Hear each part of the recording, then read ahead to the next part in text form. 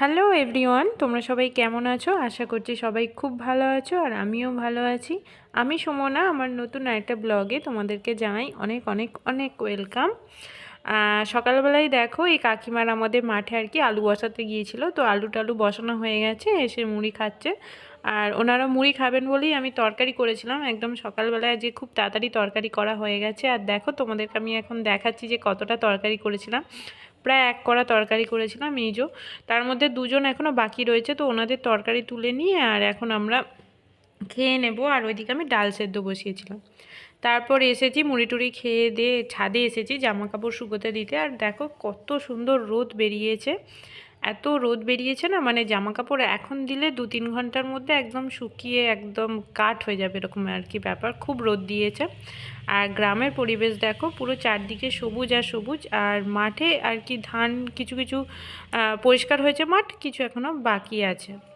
আর তারপর নিচে এসে দেখো আমি জানালা দিয়ে আর কি রান্নাঘরের জানালা দিয়ে দেখছিলাম এই যে একটা পাখি, এটা যত সম্ভব ঘুঘু পাখি বলে, দেখছি চড়ছে, দেখে খুব সুন্দর লাগছিল, তো আমি ওই জন্য একটু ভিডিও করলাম। আর এই জায়গাটা হচ্ছে আমার বড় মাদের, মানে বড় শ্বশুরদের জায়গা আর কি। তো এই দেখো উড়ে চলে গেল এখন আবার।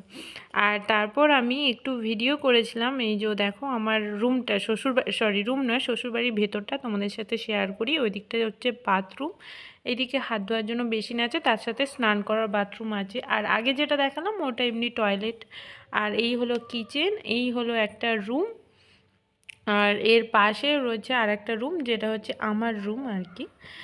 আর এর পাশে হচ্ছে আছে, রুমটা ভালো করে দেখিয়ে নিই। আর এর পাশেই যে এটা হচ্ছে সিঁড়ির নিচেটা, এইদিকে একটা গেট আছে, ওইদিকে খামারে আর কি, ওইদিকে যাওয়ার জন্য। আর এই হলো আমাদের ছাদে যাওয়ার সিঁড়ি। আর এইটা হচ্ছে আমার শাশুড়ি মায়ের রুম। এখানে দুটো আর কি বিছানা থাকে, তোমরা দেখেছো অনেক ভিডিওতে। আর দেখো দেখিয়ে দিলাম মোটামুটি। আর তারপরে এই গাছগুলো এনেছিল আর কি বসানোর জন্য, গাঁদা ফুলের গাছ। আর ওইদিকে ও একটা দেখো ছোটোখাটো দোলনা বানিয়েছে, তো ওখানে দোল খাচ্ছে। আর একটু আজকে গরম গরম ওয়েদার ছিল আর কি, তো রোদ রোদ অনুযায়ী আর কি ওয়েদার আজকে একটু গরম আছে। আর সব কিছু কাজ সেরে এখন দেখো রেডি হয়ে গেছি। রেডি হয়ে কোথায় যাচ্ছি বলো তো? চলো, এই যে চলে এসেছি, মানে খুব তাড়াতাড়ি রেডি হয়ে, তারপর মানে অত ভিডিও করারও সময় হয়নি, বলার সময় হয়নি যে কোথায় যাচ্ছি না যাচ্ছি। এই যে এসেছি জগদ্ধাত্রী ঠাকুর দেখতে।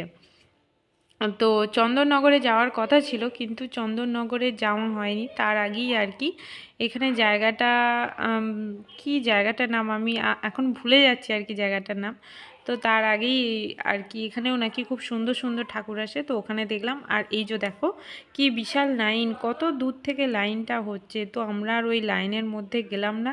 গিয়ে ভেতরে কি ঠাকুর দেখবো বলো তো? সেই তো একই ধরনের, শুধুমুধু এই ছোটো ছেলে নিয়ে গিয়ে লাইন দেওয়ার কোনো মানেই হয় না, কারণ ওরা থাকবে, ওনার বিরক্ত করবে।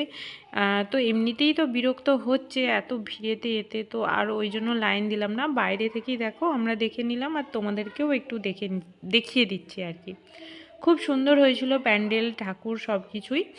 আর ভেতরে হয়তো প্রতিমাটা আছে, আর বাইরে এই যে এরকম আর কি কারুকার্য, মানে বাইরে থেকেই মোটামুটি দেখা যাচ্ছে। অনেক লোক আর কি বাইরে থেকেই দেখে চলে যাচ্ছে, যাদের অত ধৈর্য নেই লাইন দিয়ে দাঁড়ানোর, মানে প্রায় 1 ঘন্টা 1.5 ঘন্টা লাইন দিয়ে দাঁড়ানোর পরে তারপরে তোমরা ভেতরে ঢুকতে পারবে, ভেতরে ঠাকুর দেখবে।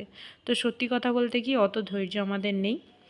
আর দেখো দুটো ঠাকুর দেখেই এখন চলে এসেছি পেট পুজো করতে, খাওয়া দাওয়া করতে। তো সবাই মিলে বসে পড়েছি। আর হ্যাঁ, আমরা কারা কারা ঠাকুর দেখতে গেছি তোমরা তো দেখে বুঝতেই পারছো যে কারা কারা গেছি। তো তোমাদেরকে দেখিয়ে দিলাম যে কারা কারা এসেছি ঠাকুর দেখতে। আমরা অবশ্যই আমাদের গাড়ি নিয়ে এসেছি, আর ওই দাদাভাই আর দিদিভাই এসেছে বাইকে।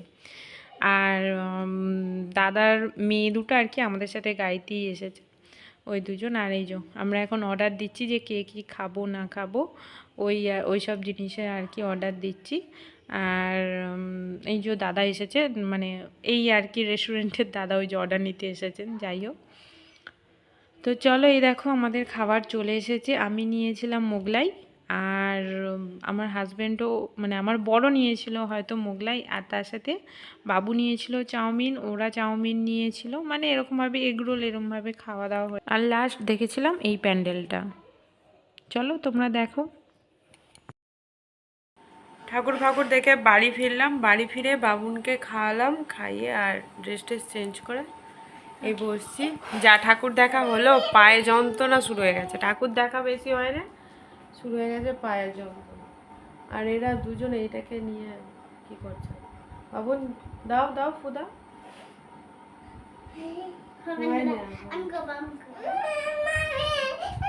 দেখো না দিদি কিরকম করছে, দেখো দেখো, দেখেছো?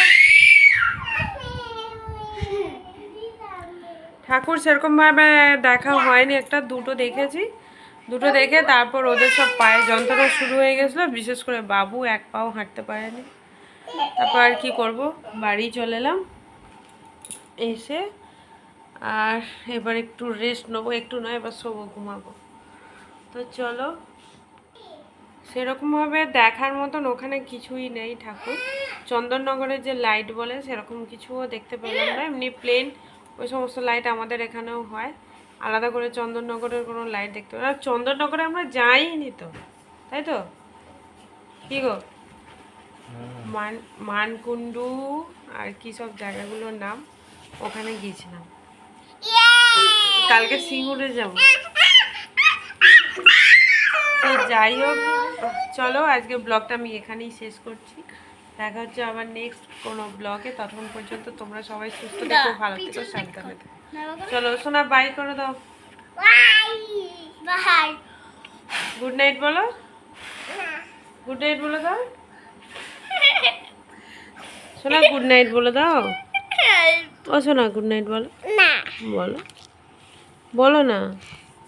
চলো টাটা, গুড নাইট।